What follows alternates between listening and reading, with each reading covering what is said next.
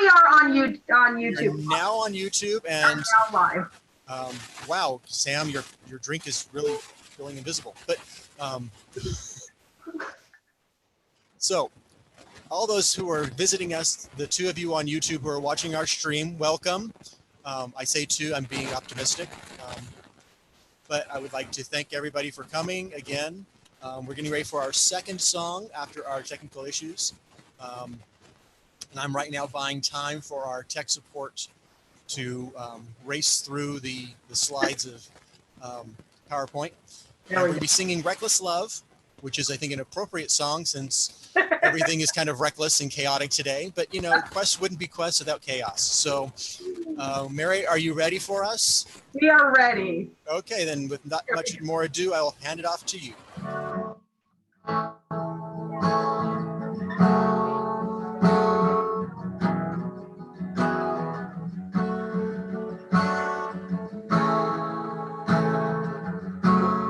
Before I spoke a word, you were singing over me. You have been so, so good to me. Before I took a breath, you breathed your life in me. You have been so, so kind to me.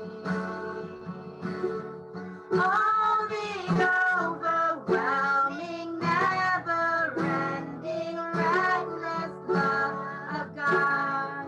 Oh, it chases me down, fights till I'm back, leaves the 99.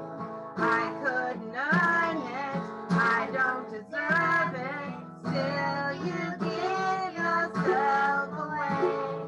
Oh, the overwhelming, never-ending, reckless love of God.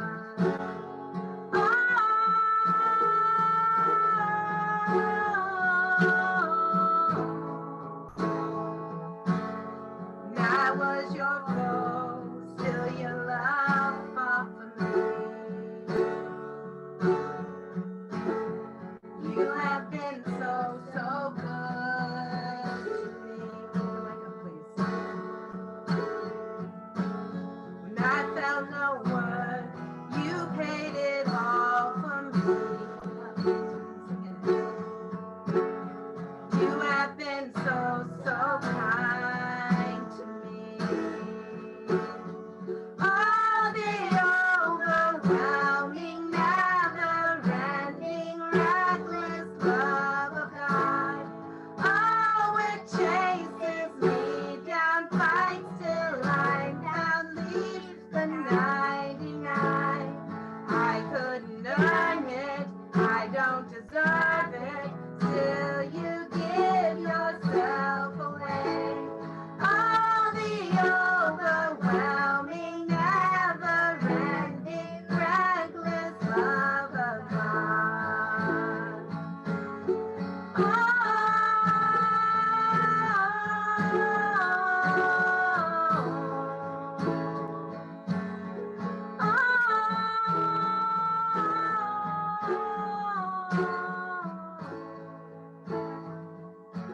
No shadow you won't light up, mountain you won't climb up, coming after me.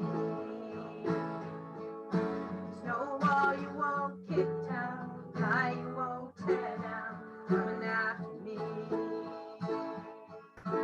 No shadow you won't light up, mountain you won't climb up, coming after me. No wall you won't kick down, lie you won't tear down, coming after me. No shadow you won't light up, mountain you won't climb up, coming after me. No wall you won't kick down, lie you won't tear down, coming after me.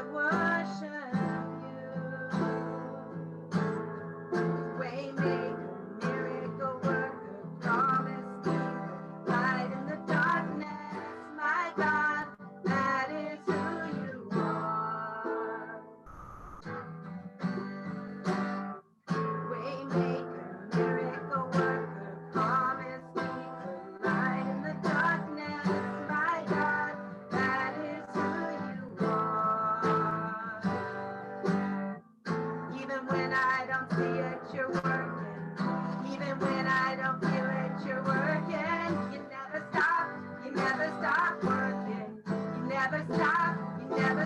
working. Even when I don't see it, you're working. Even when I don't feel it, you're working. You never stop working. You never stop working. Even when I don't see it, you're working. Even when I don't feel it, you're working. You never stop working. You never stop working. Waymaker, miracle worker, promise keeper, light in the darkness, my God, that is who you are. Waymaker, miracle worker, promise keeper, light in the darkness, my God, that is who you are. Is who you are. That is who you are. That is who you are. That is who you are. Waymaker, miracle worker, promise keeper, light in the darkness, my God, that is who you are. Waymaker, miracle worker, promise keeper, light in the darkness, my God, that is who you are. You are here, touching every life. I worship you. I worship you. You are here, meeting every need. I worship you. I worship you.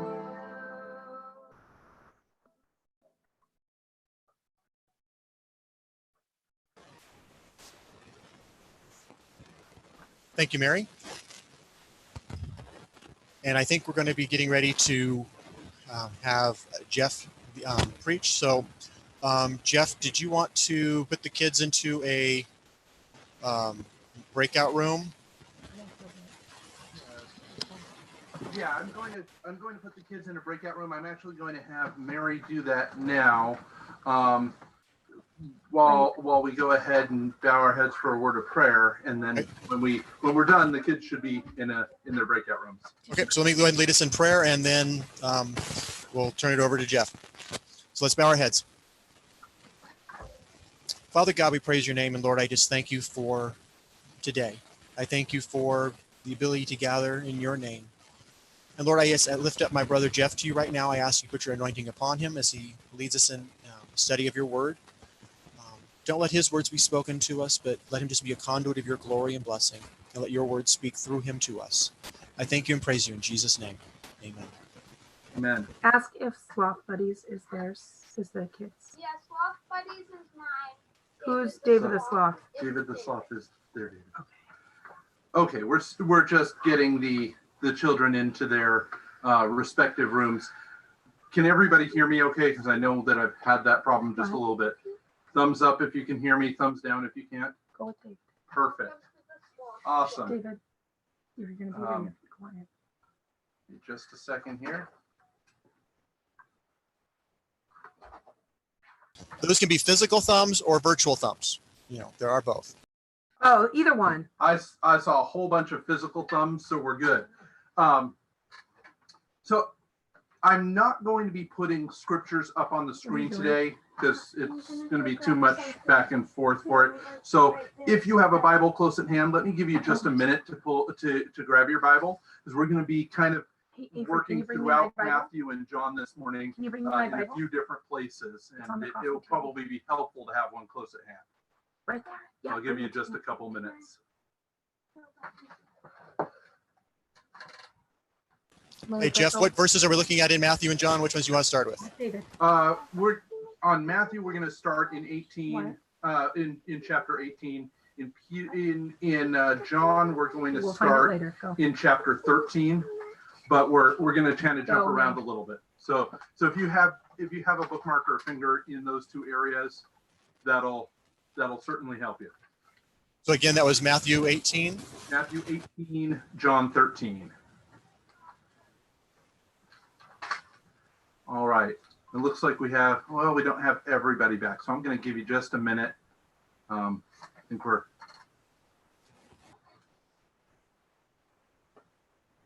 Who do we not have? Since I sent everybody away for their Bibles. Oh, I think everybody's there. I see Okay. everybody's faces except I the people see. whose faces are turned off. I see just about everybody. Okay, so I'm going to start us off in just a minute. I'm going to start us off in Matthew 18. Before we get there, there's a story that I've heard, and there's those stories that circulate in lots and lots of sermons, regardless of denomination or background. And this is just one of those stories, so it probably never happened to anybody.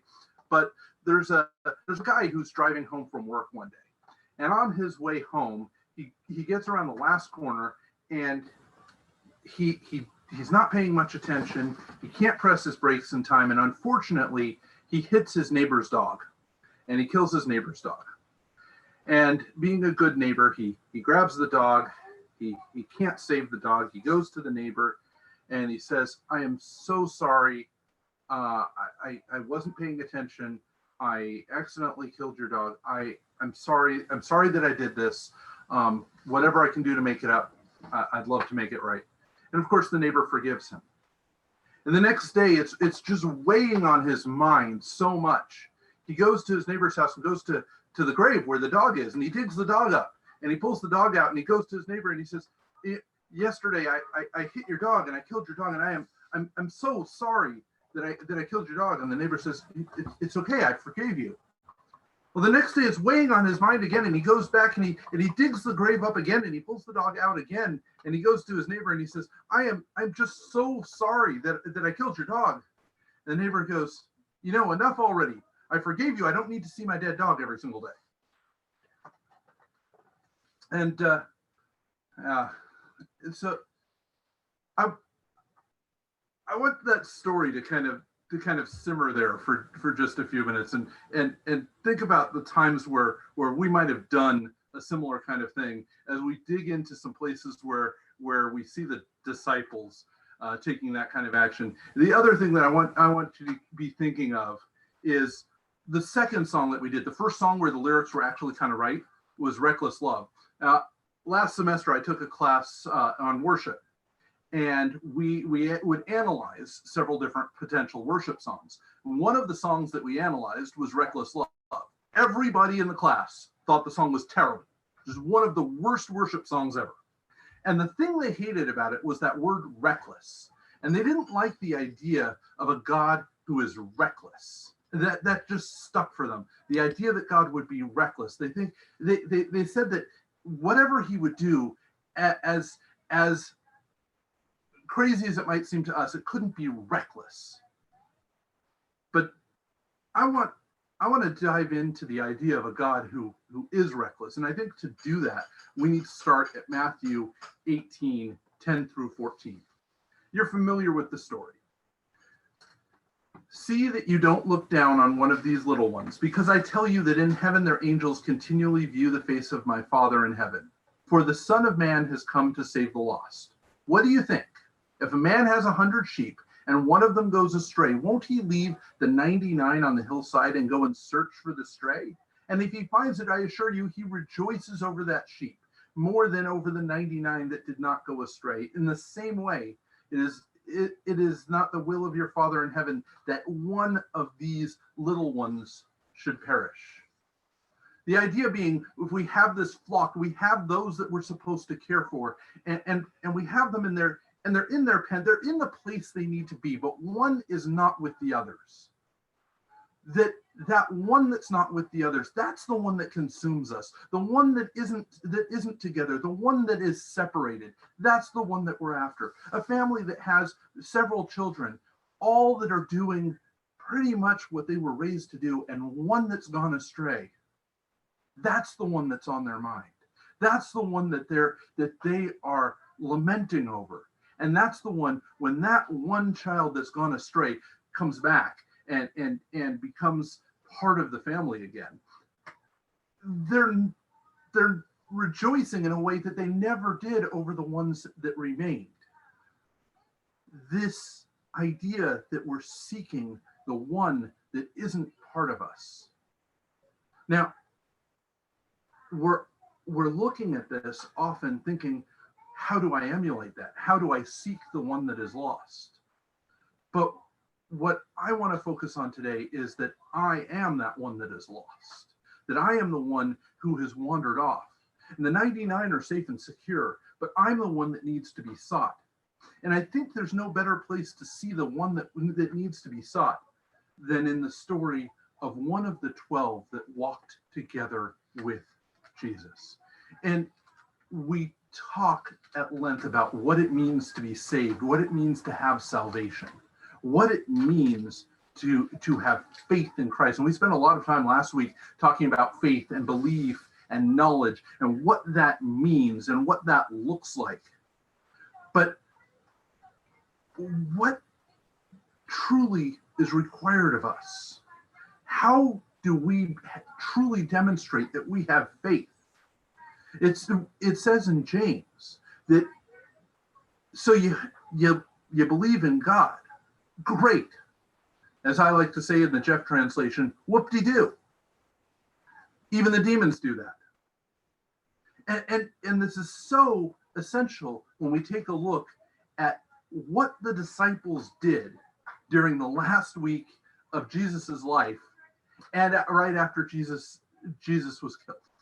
Right? And so I want to take a little bit of time to focus on Judas, because Judas knew Jesus intimately.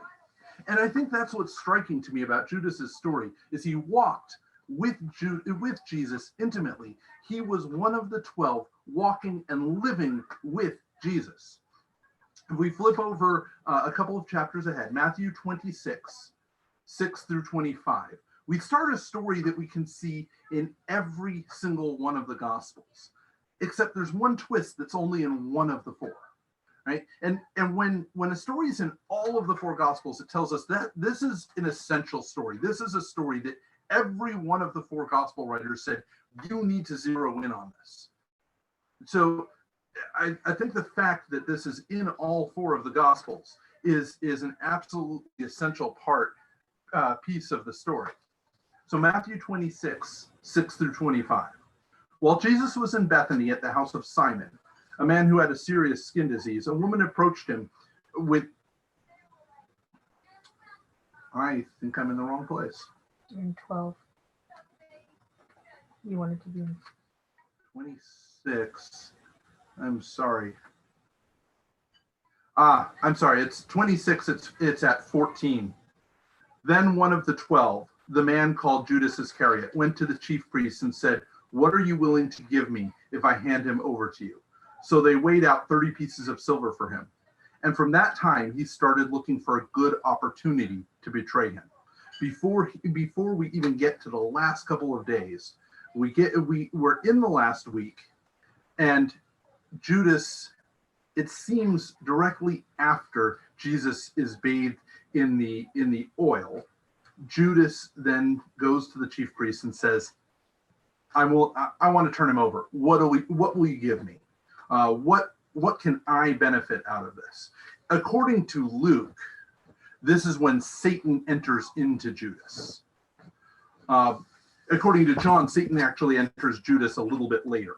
And if we keep going at 17, on the first day of unleavened bread, the disciples came to Jesus and asked, "Where do you want us to prepare the Passover so that we may eat it?" And they prepare to eat it. Once they're eating, we jump down to verse 21. While they were eating, he said, "I assure you, one of you will betray me." Deeply distressed, each one began to say to him, "Surely not I, Lord." He replied, "The one who dipped his hand with me in the bowl, he will betray me. The Son of Man will go just as it is written about him. But woe to that man by whom the Son of Man is betrayed. It would have been better for that man if he had not been born." Then Judas, his betrayer, replied, "Surely not I, Rabbi." "You have said it," he told him. Now, the interesting thing here is that he said, "The one who dipped his hand with me in the bowl." all likelihood, the 12 all dipped their hand with him in the bowl. He said, one of the 12 of you, and then repeated, one of the 12 of you. But at the same time, he's using multiple meanings of betrayal there. And he's also talking about the fact that all 12 are going to abandon him at some point with this. Judas is directly betraying, but we immediately get to the idea of another betrayal. And I'm going to hold that back because that's kind of my punchline here is the other betrayal. So we move ahead to the end of the Passover, and we get to the end of the Passover dinner. We get to Matthew 26, 45 through 56. Then he came to the disciples and said to them, "Are you still sleeping and resting?" So this is after the Passover. They went over to the Garden of Gethsemane, and he's praying, and they keep falling asleep. And he says, "Are you still sleeping and resting? Look, the time is near. The Son of Man is being betrayed into the hands of sinners. Get up, let's go. See, my betrayer is near." While he was still speaking, Judas, one of the 12, suddenly arrived. A large mob with swords and clubs was with him from the chief priests and elders of the people. His betrayer had given them a sign. "The one I kiss, he's the one. Arrest him." So he went right up to Jesus and said, "Greetings, Rabbi," and kissed him. "Friend," Jesus asked him, "why have you come?" And let's stop right there. We know, before we get into this story, before we get into the garden, we know that Jesus knows he's going to be betrayed. And we know that Jesus knows who's going to betray him. We know that Jesus has already talked to Judas and made sure that Judas knew that Jesus knew that Judas was going to betray him. And he still, at that moment, calls Judas friend. And there isn't another interpretation of the Greek word there. It is very clear that Jesus immediately looks at Judas and says, "Friend." At the moment that Judas is betraying him, Jesus is still looking at him as his friend. I can tell you, as somebody who's been betrayed, when at the moment that I realize I'm being betrayed by somebody, that is the furthest word from my mind.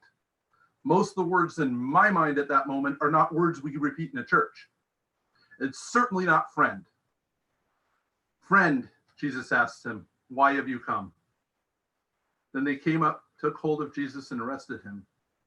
Now we get the story of the cutting off the ear, and we have a lot of little details happening in the garden that are great and important for Jesus's death and passion story, but aren't part of Judas's story. See, at this point, the most important next thing comes at the end of verse 56. It says, "But all this has happened so that the prophetic scriptures would be fulfilled. Then all the disciples deserted him and ran away." All the disciples. Not one of the disciples, not just Judas, not just Judas and Peter, not just Judas, Peter, and Thomas, but all 12 disciples ran away. And if we're going to consider ourselves disciples of Jesus, at that moment, we ran away. We deserted him, and we ran away from him. And in John, this is when Satan enters Judas, is when Judas comes and kisses Jesus. And so we see that this is much more than just a person who's taking an action, but this is a spiritual battle being waged in the Garden of Gethsemane and over the Passover dinner. We have Satan involved within the work that Judas is doing.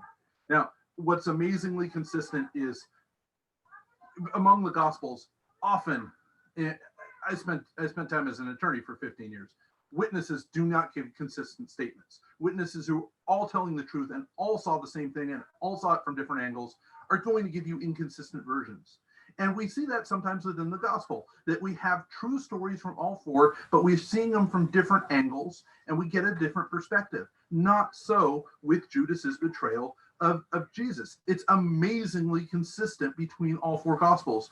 with the possible exception of saying that Luke and John have Satan entering Judas at different times, unless we think that Satan separately entered Judas each of those times, or take some other interpretation that way. That's the only seemingly inconsistent statement, which I think clearly can be made. It can be interpreted as consistent if it's read deeper. But the end of Judas's story is told only in one of the Gospels, only in Matthew, which is why we'd be going through the Matthew version of Judas's story. And I think the end of Judas's story is the only reason we really need to know Judas's story. Judas was one of the 12 and walked with him, and Judas betrayed him. But so did everybody else. And Judas turned him over. But I think the fact that everybody abandoned him and that he would have gone to his death at that moment, with or without Judas's betrayal, is completely relevant. So the question is, would Judas have been restored by Jesus? I entitled the message today, for there are those who like titles, A Calvinist and Judas Walk into a Bar.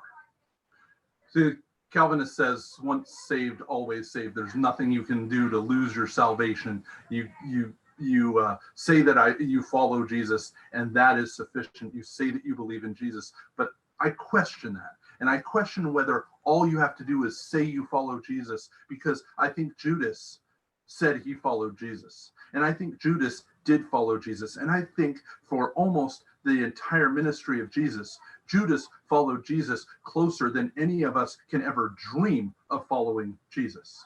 He walked with him and learned at his feet.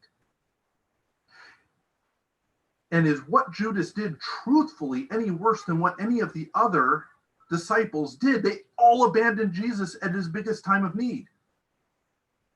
Before we get to how Judas's story ends, let's look at one of our other favorite disciples, what he was doing during this whole time period. And for that, I'm going to jump over to John. We're going to jump over to John 13, 36 through 38. Now, we're backing up to the same point in the story that we joined Judas. John 13, 36 through 38. Lord, Simon Peter said to him, where are you going? Jesus answered, where I'm going, you cannot follow me, but you will follow later. Lord, Peter asked, why can't I follow you now? I will lay down my life for you. Jesus replied, will you lay down your life for me? I assure you, a rooster will not crow until you have denied me 3 times. We're talking the evening of Passover, and Jesus says, you think you're going to follow me to the end of the earth? Really? You're not even going to follow me through tonight. You are going to abandon me and deny me over and over and over again before the night is over. And we jump down a little bit further, Matthew 26, 31 through 30. I'm sorry, jumping back to Matthew for just a second. Keep your finger in John, but I want to look at that same passage from Matthew, because I like some of what Matthew says with it. Matthew 26, 31 to 35. Then Jesus said to them, tonight all of you will run away because of me, for it is written, I will strike the shepherd, and the sheep of the flock will be scattered. But after I have been resurrected, I will go ahead of you to Galilee. Peter told him, even if everyone runs away because of you, I will never run away. I assure you, Jesus said to him, tonight before the rooster crows, you will deny me 3 times. Even if I have to die with you, Peter told him, I will never deny you. And all the disciples said the same thing. See, we sometimes miss that part. We talk about Judas's betrayal, we talk about Peter's denial, but we miss this, and all the disciples said the same thing. Every one of them chanted, we'll never leave you, we'll follow you anywhere, we'll go to the cross with you. But as soon as he is arrested, every one of them scatters. They don't make it through the night. They don't make it to the rooster crowing. And if we come back over to John 18, John 18, verse 15. Meanwhile, Simon Peter was following Jesus, as was another disciple. That disciple was an acquaintance of the high priest, so he went with Jesus into the high priest's courtyard. But Peter remained standing outside by the door. So the other disciple, the one known to the high priest, went out and spoke to the girl who was the doorkeeper and brought Peter in. Then the slave girl, who was the doorkeeper, said to Peter, "You aren't one of this man's disciples too, are you?" "I am not," he said. Now the slaves in the temple police had made a charcoal fire because it was cold. They were standing there warming themselves, and Peter was standing with them warming himself. We are talking mere hours, if that, after Peter said, "I will follow you to the end of the earth." And before you think we're criticizing him, remember all disciples were doing the same thing. This is me. I am the one who stood outside of there mere hours after telling Jesus I would follow him to the end of the earth. I stood there and said, "I don't know him." And if we go a little bit further, John 18:25-27. Now Simon Peter was standing and warming himself. They said to him, "You aren't one of his disciples too, are you?" He denied it and said, "I am not." One of the high priest's slaves, a relative of the man whose ear Peter had cut off, said, "Didn't I see you with him in the garden?" Peter then denied it again, and immediately a rooster crowed. The very night when he needed us most, that's when we abandoned him. We can't look at ourselves as the one who wouldn't have denied him. And if we're not the ones who wouldn't have denied him, if we're the one just like the other 12, just like the 12, if we're the one who would deny him, then what makes us think we're different than Judas? What makes us think that we wouldn't have betrayed him for whatever we could get out of it? Who it makes us think that we aren't willing to be in that position? So then the question is, as we see what Jesus did for Peter, and Judas's betrayal is in all four of the Gospels, in the same way Peter's betrayal is in all four of the Gospels. But Judas, the end of Judas's story is only in Matthew.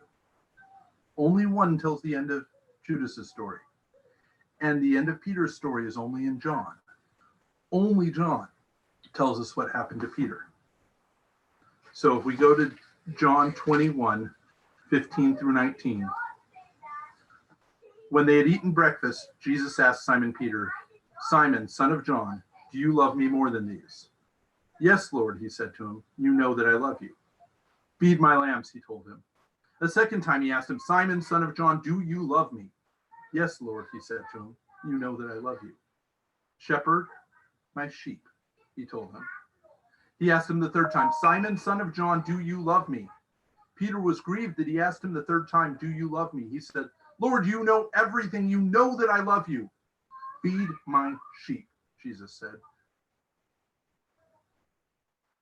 "I assure you, when you were young, you would tie your belt and walk wherever you wanted. But when you grow old, you will stretch out your hands and someone else will tie you and carry you where you don't want to go." He said this to signify by what kind of death he would glorify God. After saying this, he said to him, "Follow me." See, he knew exactly what Peter needed to be restored to him. Peter had denied him 3 times. Peter needed to be restored to him 3 times. Peter needed to be brought back to him 3 times. And every time that he asked Peter, "Do you love me?" he was implicitly saying, "And I love you." He was repeating to Peter over and over, "I love you."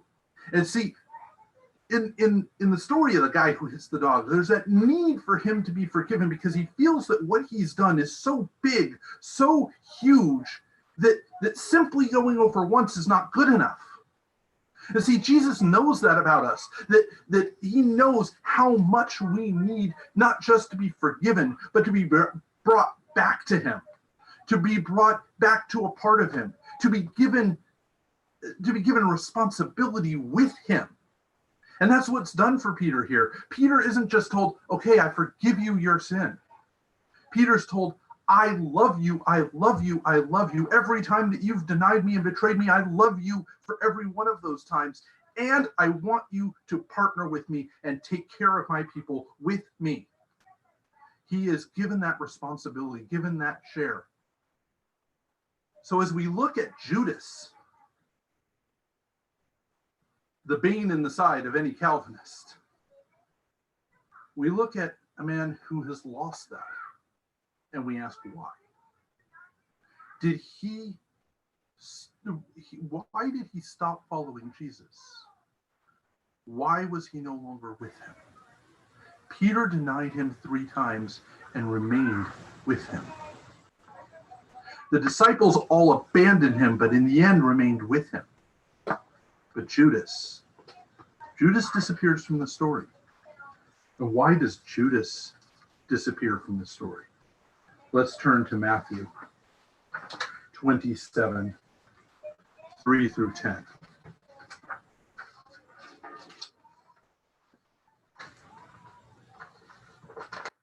Matthew 27, 3 through 10. Then Judas, his betrayer, seeing that he had been condemned, was full of remorse and returned the 30 pieces of silver to the chief priests and elders. I have sinned by betraying innocent blood, he said. What's that to us, they said. See to it yourself. So he threw the silver into the sanctuary and departed. Then he went and he hanged himself. At that moment, he was in a place where he could no longer be reached by Jesus, who desired nothing more than to restore him. At the moment of his betrayal, Jesus says to Judas, "Friend." At that moment, at the darkest moment of Judas's life, Jesus says, "Friend." Jesus was ready. If Jesus could restore Peter for denying 3 times, if Jesus could restore every one of the disciples who carried along beside him and then fled at his time of need, is there any part of us that believes that Jesus would not have restored Judas completely, that wasn't the deep desire of Jesus's heart, was to restore Judas? See, Judas in that moment didn't even live to see Jesus die. He did not even live to see Jesus resurrected. He did not live to see Peter restored. Man who walked together with Jesus, hand in hand, called friend, missed that what Jesus wanted most with him was to restore him, to bring him back. Because see, every single one of us has betrayed him.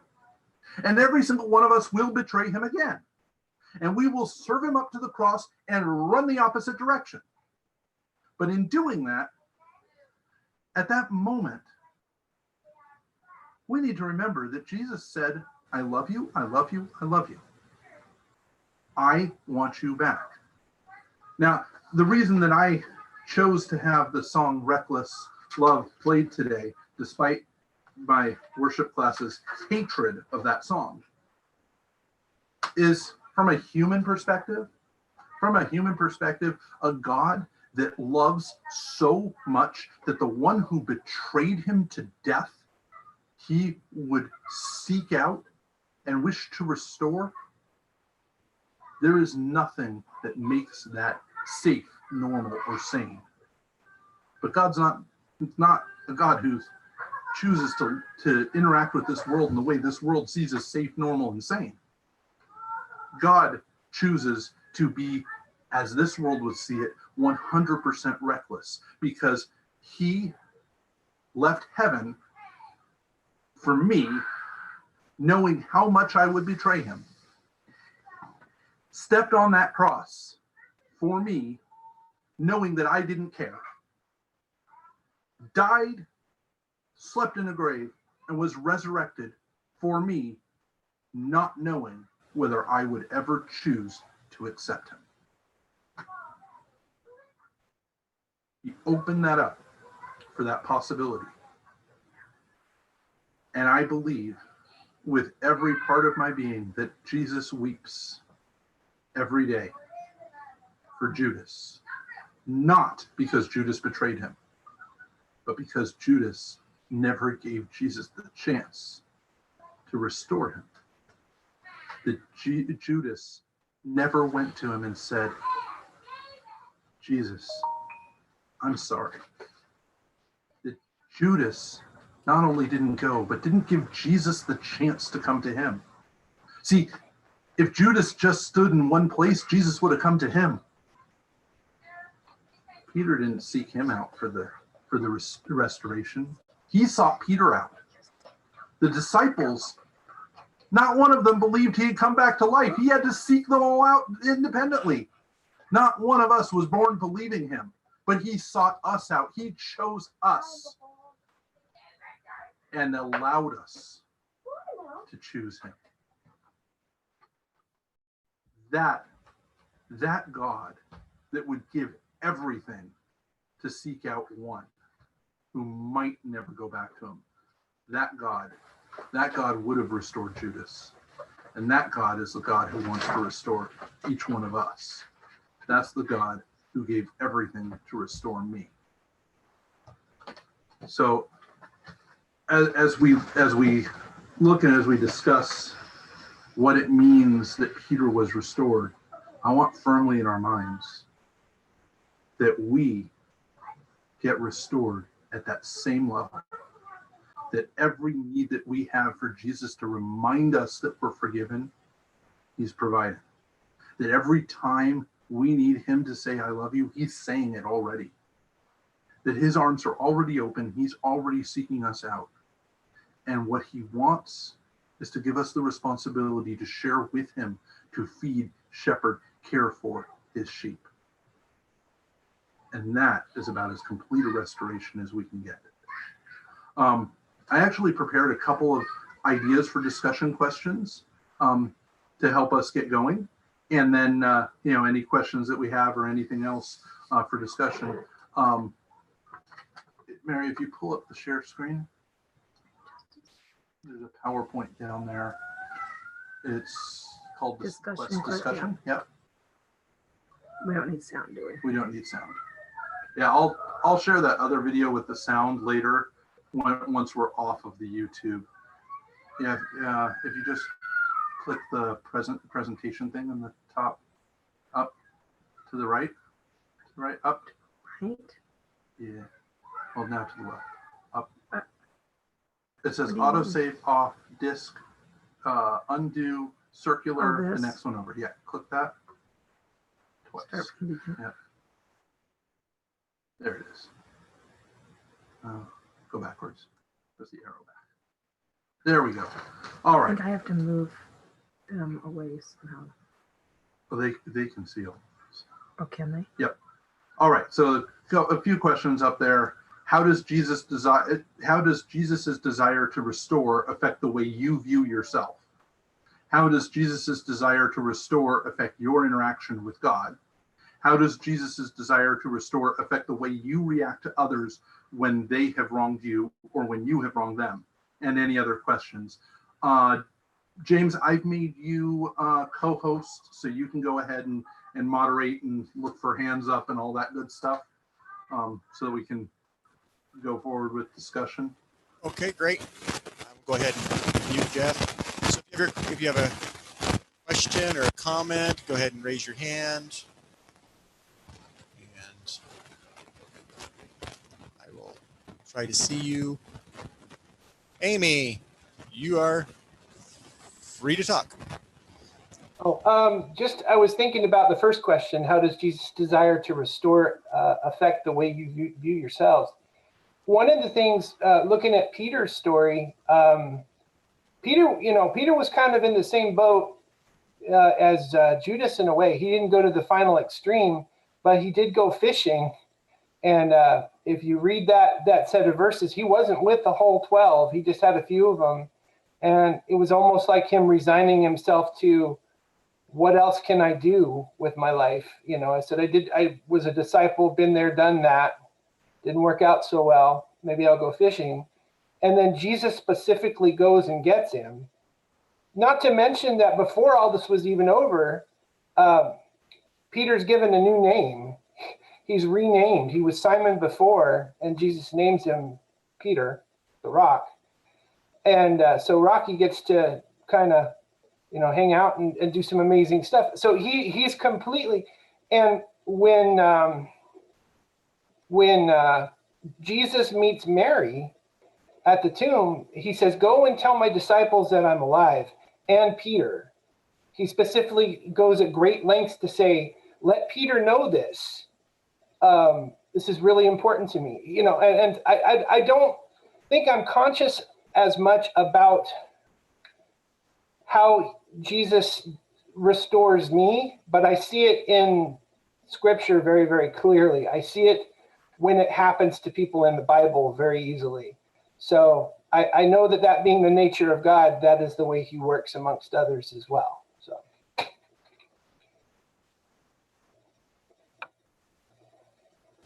Thank you, Cameron. I saw Sean's hand, so I will go ahead and unmute Sean. Yeah, so this kind of, the whole discussion really reminds me of something I see, a lot on social media, but you just hear it in everyday life too, that there's a phrase that there's a special place in hell for fill in the blank, for whoever takes the action that is within the blank. And I hear Christians say that all the time, and it's ridiculous because it literally takes away power of Jesus to redeem people when you say something like that, when that person is going to hell because of fill in the blank. And I think there's a lot of Christians who are going to be absolutely astonished at the people that they find in heaven one day. Thank you, Sean. Anybody else? Hand raised. Let's see anybody else's hands. Let's see. Okay. How about comments or questions not related to the ones on the screen, but just questions or comments about the passages we discussed in general? Up, Jedediah, you're up.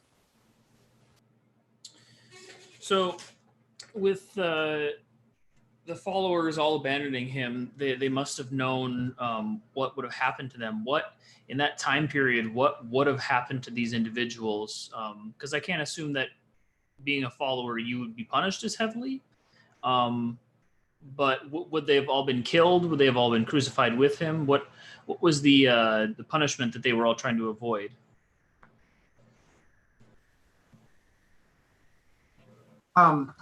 Way to get more control and to get that message across is probably fairly good.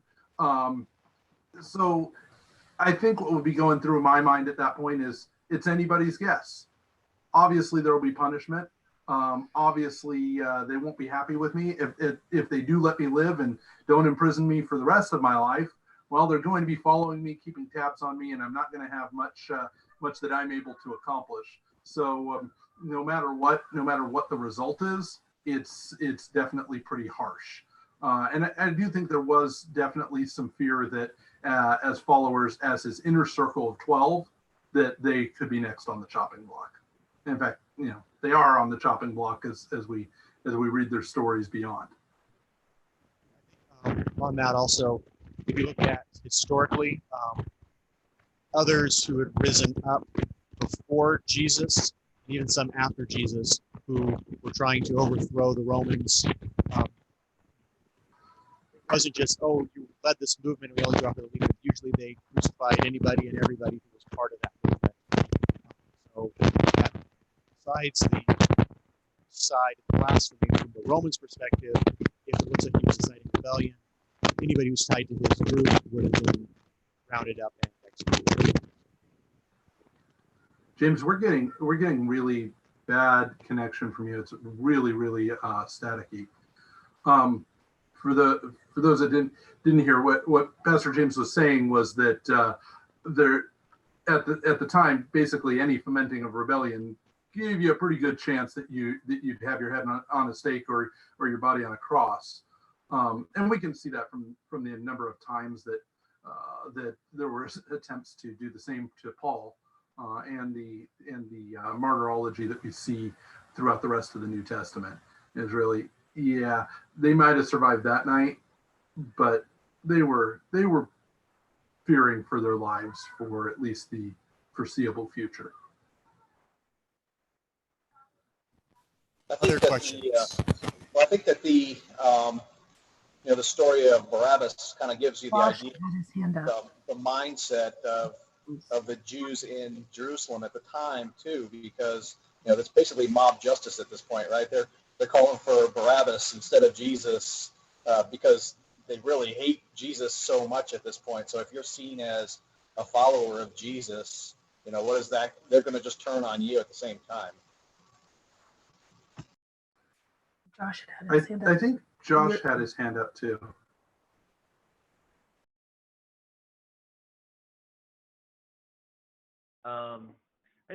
I really liked Jeff, kind of like how you brought up how like Judas was a follower, and that our status with God doesn't have to do with right what we have done, good or bad, right? It doesn't matter if like we were really on fire during our college years or something like that, or if we did some really nasty stuff.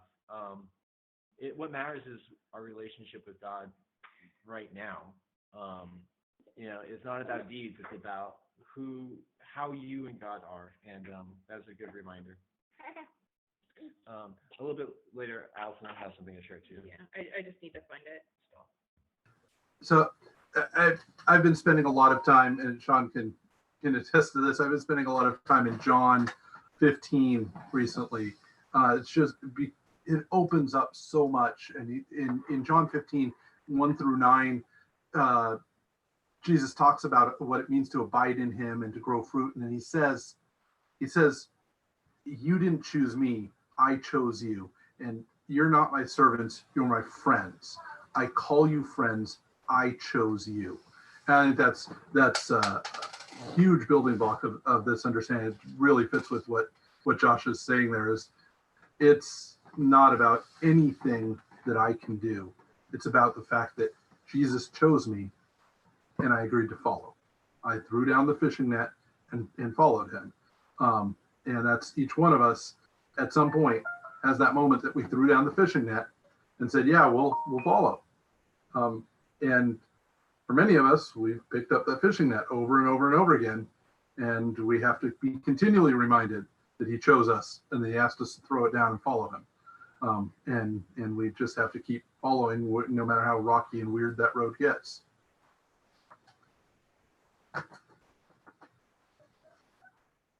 Anyone else? I see Allison's hand.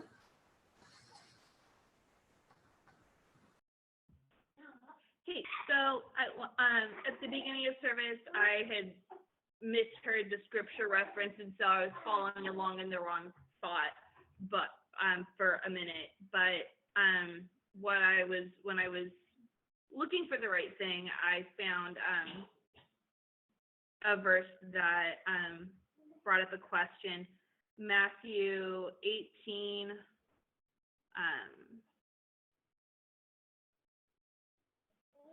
Matthew 18:10 says, "See that you do not despise one of these little ones, for I tell you that in heaven their angels always see the face of my Father who is in heaven."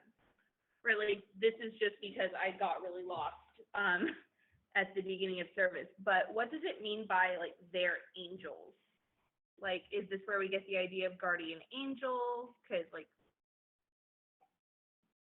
these little ones like are here and present. It's not like we're talking about like they're like a ghostly form after death. It's something kind of different. So I do think this is one of the places where they get the idea of guardian angels. As you say, I don't think this is a people die and become angels thing. We've talked about that before. That the theology of that is a bit questionable, and by a bit I mean very. But the idea that either there's an assigned angel, or more likely it's what it's is that the angels are testifying on behalf of the little ones. The idea that angels are up there testifying on our behalf, looking God in the face, continually viewing the face of God and testifying on our behalf, which is a crazy image.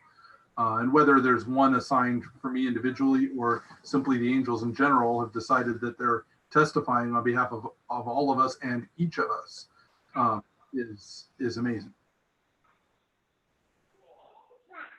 All of a sudden I got this image of like I've seen on TV of like when the freshman orientation at college and you have like the upperclassmen just guiding them around campus. All of a sudden I got that image, like the angels telling us, like, this is what heaven's like, guys. I hope you come and visit us soon. Come on our campus. Well, if they're going to give us the tour of heaven, then we'll have to give them the tour down here when we all return to the earth made new and descend into the New Jerusalem. Yeah. One other thing I was thinking about during the sermon, for whoever was in book club when we read the Ted Dekker series, the Ted Dekker Circle Quartet, how many people have read that? No, okay. Just a couple. But there's Christian allegory, and there's the betrayal and crucifixion of Christ, and in that book, the Christ character, his name is Justin, and as Justin's talking, and Justin is going around and teaching and kind of starting this really different countercultural movement. Like me sitting here, like I'm totally cynical because like it's a book. It's not, it's not real life. And I'm like, all right, like Justin is totally the bad guy who's brainwashing everybody and he's going to like tear down society. And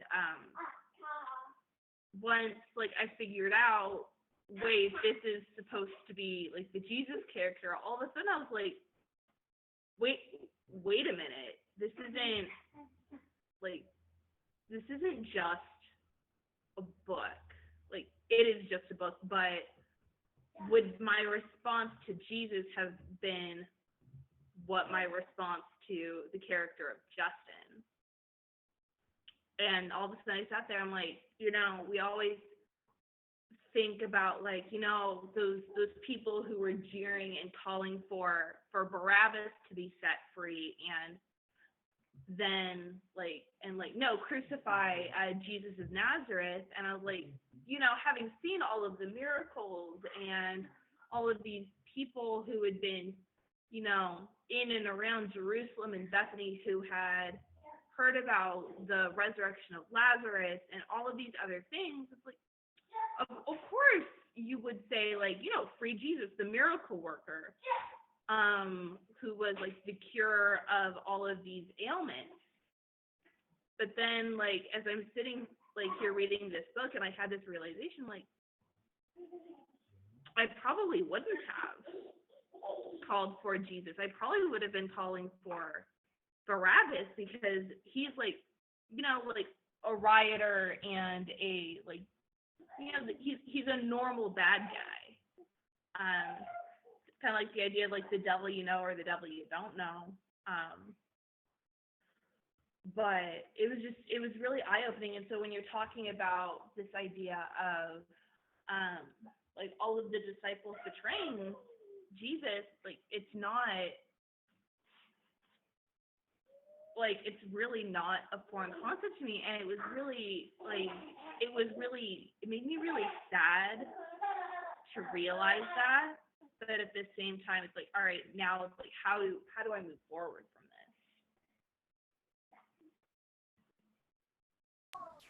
from this? You're mute. I think it's really valuable to have that discussion with ourselves, not just in Jesus' story. Louis Giglio talked about seeing the story of David and Goliath from the perspective of just one of the Jewish soldiers who's terrified and running away, because we're much more like him than we are like David. We want to be David, but we're not. I love going through any of the stories that we're really familiar with in the Bible and saying, wait, I want to relate with this guy because they're the hero. But what if I relate with the underdog? What if I relate with the person that everybody dislikes from the story? I'm Thomas. I'm much more like Thomas than anything else. So Or so maybe what Phyllis, does who we know what does nothing that about. mean that I'm like Thomas? I want to be like Stephen, right? But the truth is, would I like Stephen, or would I have been more like some of the people that abandoned and weren't willing to go to their death? So I love spending that time. I highly advise it. Take a story of the Bible, and read it one morning and put yourself in the character of the hero, and then the next day read the same story and put yourself in the character of somebody else, and keep going through the story all week long until you have been every character in the story. And if you journal through that I think it just opens up so much more depth of meaning. And like you were saying, if you dig through the Holy Week and put yourself as just one of the crowd and really think about what that would have been like, and where you would have been and how you would have been swept up, I think every one of us would have been yelling for Barabbas and shouting, "Crucify him," by the end of the week. I think one of the things that you pointed out in your message too is, you said it several times, we have all betrayed and denied Christ at some point in our lives. It may be to somebody on a bus. It might be, it could have been something minor where someone says, "Hey, are you a Christian?" And we say, "Oh, no." Or it could be as simple as the opportunity that we had to share Christ, and we went, "No, I'm not going to do it. I'm not going to tell anybody that I'm a follower of Jesus and share that because I might be uncomfortable." And so it's something that, when we talk about these restoration stories, we have to see them as personal, because we've all done the terrible thing and we've been restored, because Christ has restored each and every one of us, and Christ has called us to him and redeemed us so that we can continue and change our lives and not betray him and not deny him anymore. And those are things we need to look at our lives and see where those elements were and learn from them so we don't make those mistakes again. So do we have any other questions or comments? And real quick on that as well. I mean, it's so much more than simply. I mean, there's the time that I disobeyed him directly when he told me to give an altar call, but and the times where I should have shared and didn't, or when I've not been out about the fact that I'm Christian, especially among Jewish groups. But it's so much more than that. His commandment is, love the Lord your God with all your heart, with all your soul, with all your mind, and with all your strength, and love your neighbor as yourself. So every single time that I have in any way disobeyed that, I've betrayed him. And then when you think about that, not as a legalistic and therefore I'm condemned, but you think of about that in the other instance, every one of those is a time that I've betrayed him. Therefore, look how amazing his grace is. Look how beyond believable his restoration is. That every single pretty much moment I've opened my mouth, I've betrayed that. And yet he still restores me and says, "I love you, and I want you to be a part of what I'm doing here." Right. That's crazy. There are seriously several of our neighbors that Jeff just doesn't like.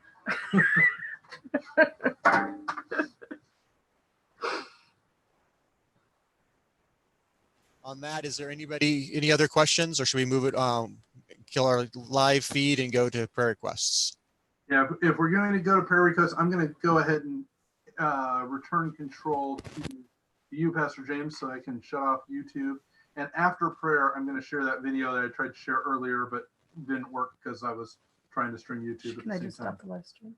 Okay. Everybody say bye to YouTube. Hi, YouTube.